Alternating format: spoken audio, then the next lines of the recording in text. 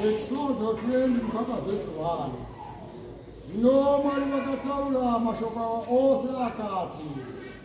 Ndizvo Mwari wako wakabvisa munyika yeIjipita mingo yekuranda. Usave nhamo wamaizve kwangu. Usazviitira mufananidzo wakarezwa. Kana uri mufananidzo wechinhu chiri kudenga kumusoro. Kana wechiri kudenga pasi. Kana wechiri mumvura pasi penyika.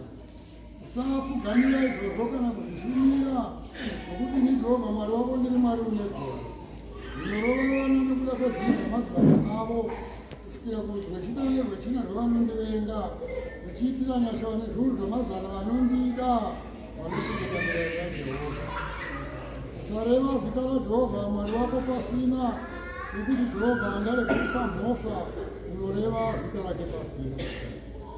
Rangarira zuva reSabata kuti urichengetere vedzvene. Ubate mazuva matanhatu uite mabasa ako ose, asi zuva rechinomwe iSabata raJehovha Mwari wako. Usatongobata mabasa naro, iwe kana mwanakomana wako, kana mwanasikana wako, kana muranda wako, kana murandakazi wako, kana zvipfuwo zvako, kana mweni wako uri mukati memaso ako.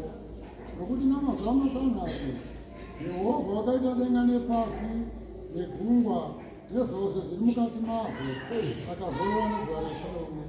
Naizvozvo Jehovha wakaita pazuva reSabata akariita dzvene.